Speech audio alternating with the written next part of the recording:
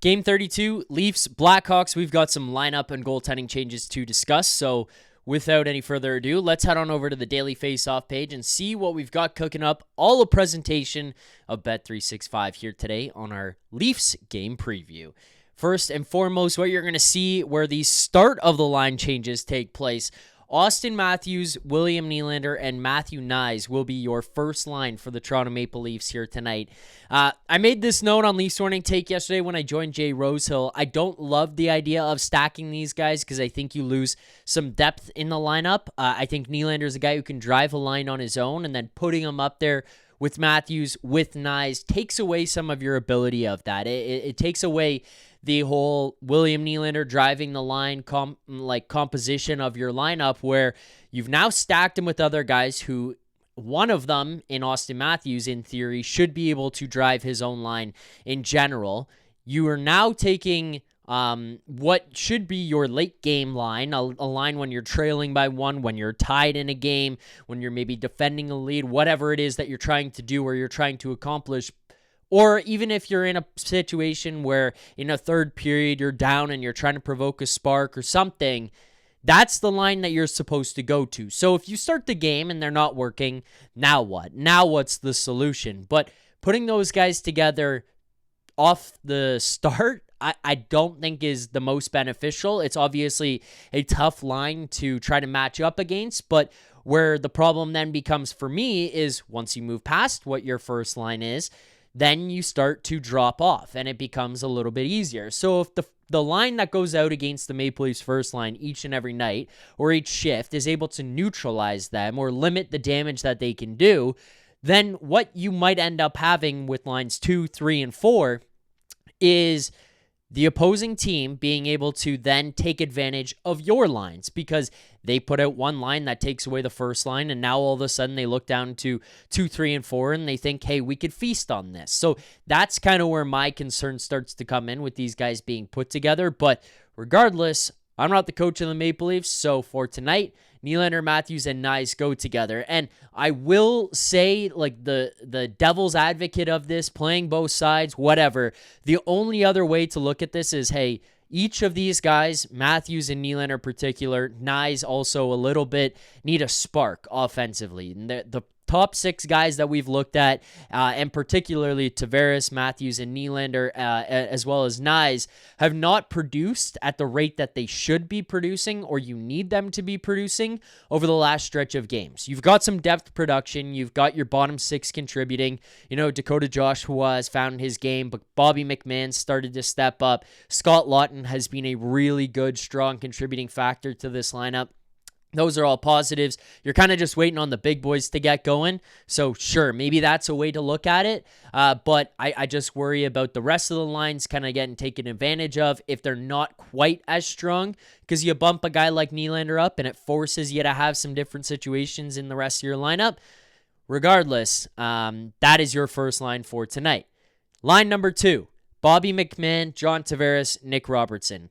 I don't mind Bobby McMann on your second line. I like Bobby McMann on your second line if William Nylander is there or Matthew Knies is there. Not in love with it if Nick Robertson is there. Same goes for Nick Robertson on your second line. If it's Bobby McMann, not as much in love with it as I am another one of the big boys. You know, if it's Robertson, Matthews, Knies, okay, I can see that. If it's Robertson, Tavares, Nylander, okay, I can work with that. But and even actually, to be honest with you, I didn't mind what the offensive output and kind of combination looked like with Robertson and Cowan. But when you start to go to Robertson and McMann, I think that that's more of a third line combination rather than it is a second line combination for the Maple Leafs.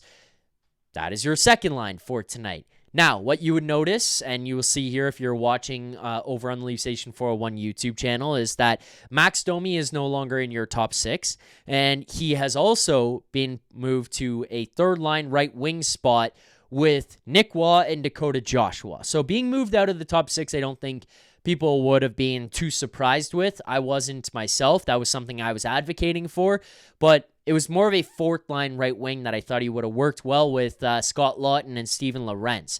You know, just because, and now this is where it gets a little complex, you know, Easton Cowan being on that fourth line, I do like that line, but I prefer Easton Cowan in your top six and what he could bring there. I don't think it's his fault that Tavares and Nylander started to slow down and started to fall off, so I don't put that blame on him. And then just kind of in your ideal world, for me, it's Easton Cowan in your top six, either on your first line, which I don't think is optimal for him, but probably on your second line left wing with Tavares and Nylander. Robertson maybe goes to your first line. McMann slides to your third line right wing, and then your fourth line would consist of Lorentz, Laughton, and Domi is how I personally would shake it out. If you have different thoughts, if you disagree, or if you like these lineups, whatever it is, drop your thoughts in the comments below. I want to see what you guys say, but Max Domi then goes to your third line. The one thing that he can do with this line is bring energy and some speed as well as playmaking ability that maybe Woll and Joshua didn't quite have in a partner like Bobby McMann going out there with them. So maybe that's the element that changes in all of this. But again, Max Domi's a guy for me that fits pretty well in your bottom six. It just more so would have been on your fourth line. And then that leads us to your fourth line, Cowan, Laughton, and Lorentz. Now, a lot of people will see this and say, I'd rather have Cowan playing in the AHL if he's going to be playing on your fourth line. Where I disagree or I push back on is that this fourth line is not traditionally, or is not being rolled out like a traditional fourth line.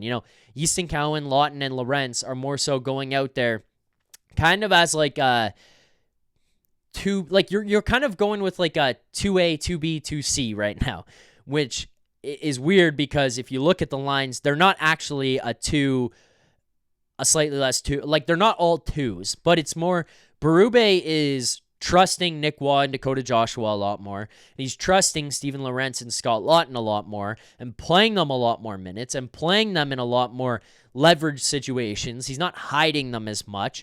And then that kind of evens out the minutes you play. So Easton Cowan's minutes, they're not that far off of Nick Robertson and McMann. They're not that far off of your third line. Like everyone kind of all ends up in a similar spot.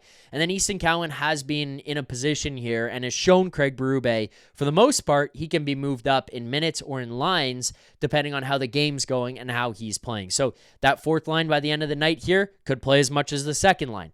They could play more than the third line. They could play just as much as the third line. It all depends on how they're playing, which I do appreciate because you give minutes to the guys who are going. But, I mean, that is your fourth line for tonight, and one that did find success in the preseason. So I don't hate that idea. Going to what you have for the defensive pairings for tonight. This is where I don't have too much to add to it. I said it the other day, and I am sticking strong to this. I hate the idea of Simone Benoit and Morgan Rielly.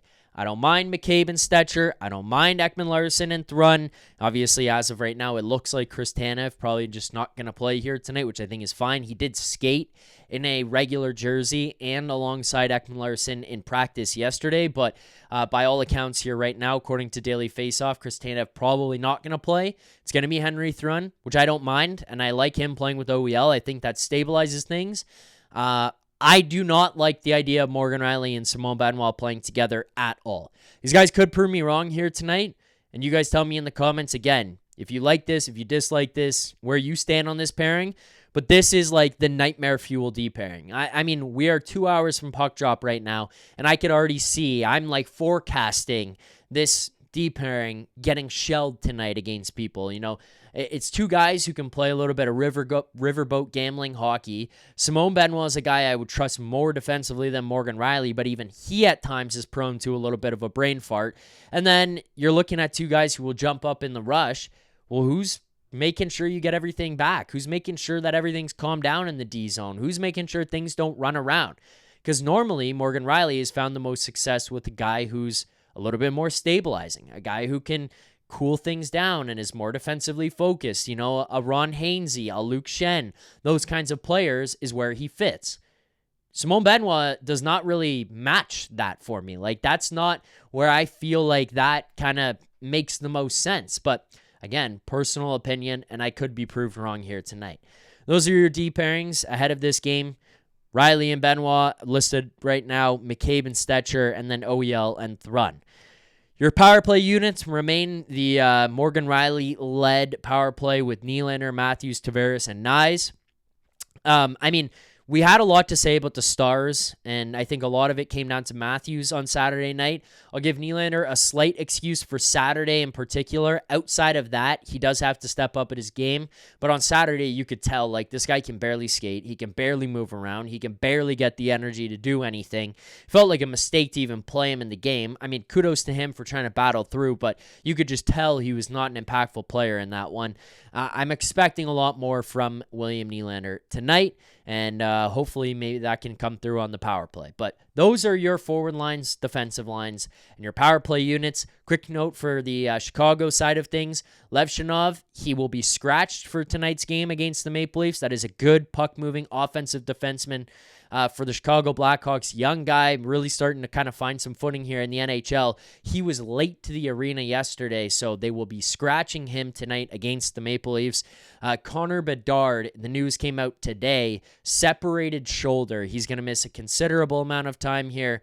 When you just look at the schedule, that is, I should say, not necessarily in terms of length of time. He's expected back at some point in January, but given the condensed schedule, he'll miss a bunch of games for the Blackhawks. He also will not play tonight against the Toronto Maple Leafs.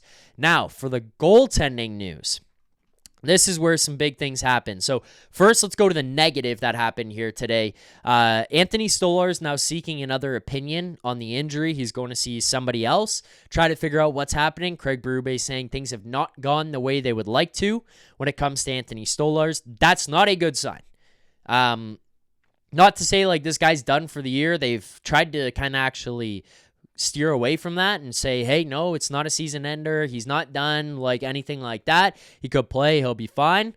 But nearing no return, or not nearing a return anytime soon as of right now. So he will also not be playing and anytime soon, much like Connor Bedard. Hopefully that injury starts to resolve itself in the near future, but not tonight. Now the guy who does return, Joseph Woll. Akhtiemov gets his first gameplay on Saturday in an unfortunate set of circumstances. Dennis Hildeby had nothing to do with that one. I can't blame him for Saturday night at all. But Joseph Woll will take back the net here tonight in a return to action, first time in a little while. Dennis Hildeby actually really strong in the time that Joseph Woll was out of this lineup. For the Chicago side of things, Spencer Knight likely to go here tonight against the Maple Leafs. With that, let's get to our best bet. Our best bet is a presentation of Bet365. Whatever your bet is, it's never ordinary at Bet365. Use code NATION. That's NATION. Code NATION. NATION. Must be 19 or older. Ontario only. Please play responsibly. If you or someone you know has a gambling problem, visit connectsontario.ca. Best bets have been real poor this season. We're down 5.4 units. There's plenty of time to get this back.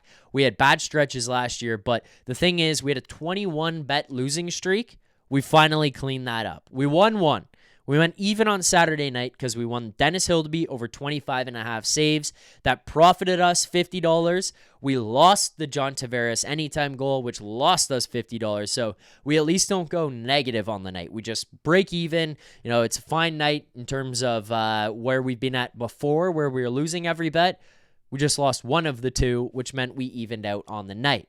We're going to go with one tonight. We're going to go with a guy that has faced a lot of scrutiny over the last little while, and probably deservingly so, but a guy who was really sick on Saturday night, let's put it that way. But first, taking a look at what we've got for the sides and totals. Chicago Blackhawks plus 165, heavy underdogs. That's likely because of Connor Bedard being out of this lineup. And then the Toronto Maple Leafs minus 200 here in this one. Your total is 5.5, minus 120 over. Plus 100, under 5.5. I would probably personally lean more towards the under, especially at the plus money. I kind of expect Joseph Woll to come in here and step up. The Leafs need to tighten up defensively, and then they seem to not be generating as much offense. So maybe the under 5.5 is the way to go. In terms of your goal scorers for tonight, we're going to look first and foremost in the top of the list. And I guess we'll go with just one here tonight. We'll keep it simple. We're going to go with William Nylander anytime goal at plus 180. $50 at plus 180 is your best bet tonight. This will profit you on the night $90. I think Nylander's primed for a goal here. It's been a while for him. He's not been producing very much lately. Went through the slump of sickness. Went through just a down drought in general, and then comes back and all of a sudden is sick again on the Saturday night against Edmonton.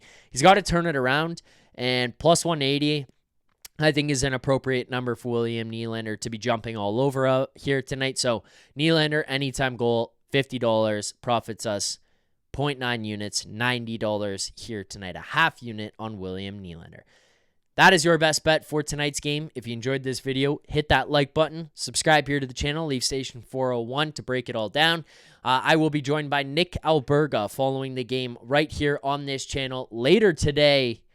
I mean, the guy stopped in and had a chat with Oliver Ekman-Larsson in person yesterday, and that interview is out right here on this channel. So very cool stuff there. Make sure to go check that out. But in the meantime, enjoy the game.